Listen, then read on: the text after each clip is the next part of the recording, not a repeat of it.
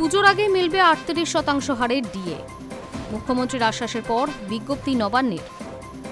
অর্থ দপ্তরের অতিরিক্ত সচিব স্বাক্ষরিত এই বিজ্ঞপ্তি অনুযায়ী রাজ্য সরকারের পূর্ণ সময়ের কর্মচারীরা ১ অক্টোবর থেকে অর্থাৎ পুজোর আগে থেকেই সংশোধিত ৩৮% হারে মহার্ঘ ভাতা পাবেন। যেমন কথা তেমনই কাজ। পুজোর আগেই রাজ্য সরকারি কর্মচারীরা বর্ধিত হাতে মহার্ঘ ভাতা পাবেন বলে ঘোষণা করেছিলেন মুখ্যমন্ত্রী শুভেন্দু অধিকারী। আর সেই কথা মতোই পুজোর আগে ৩৮% হারে ডিএ দেওয়ার কথা ঘোষণা করে বিজ্ঞপ্তি জারি করল নবান্ন।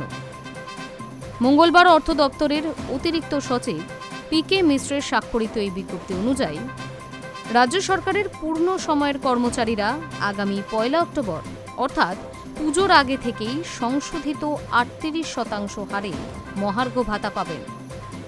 এই ঘোষণায় স্বাভাবিকভাবেই খুশির হাওয়া সরকারি কর্মচারী মহলে।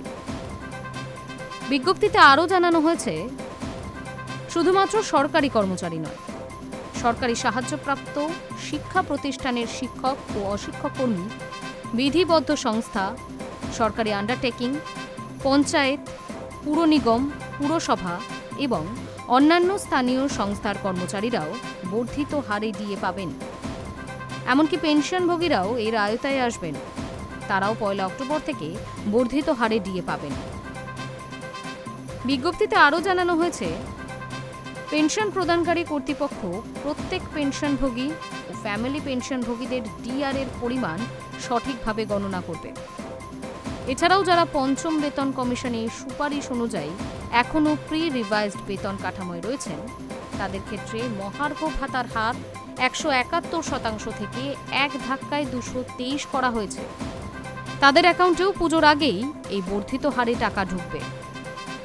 এছাড়াও যেসব সরকারি দিনমজুরের মজুরি ন্যূনতম মজুরি আইনের মতো কোনো বিধি দ্বারা নিয়ন্ত্রিত নয়, তাদের দৈনিক মজুরিতে ১১০ টাকা অ্যাড হক বৃদ্ধি করা হয়েছে। আগামী ১ অক্টোবর থেকেই এই বর্ধিত বেতনও কার্যকর হবে। উল্লেখ্য, রাজ্যে বিজেপি সরকার গঠনের পর প্রথম বাজেটে অর্থমন্ত্রী স্বপন দাশগুপ্ত ২০% ডিএ বৃদ্ধির কথা ঘোষণা করেন। এর ফলে রাজ্য সরকারি কর্মীদের মোট ডিএর পরিমাণ দাঁড়ায় ৩৮%। তিনি জানান, আগামী নভেম্বর মাস থেকে এই বর্ধিত হারে ডিএ কার্যকর হবে। তবে পরে মুখ্যমন্ত্রী শুভেন্দু অধিকারী পুজোর আগেই এই বর্ধিত হারে ডিএ প্রদানের প্রতিশ্রুতি দেন। এবার সেই মতোই ১ অক্টোবর থেকে বর্ধিত হারে ডিএ প্রদান সংক্রান্ত বিজ্ঞপ্তি জারি করল নবান্ন। High news network.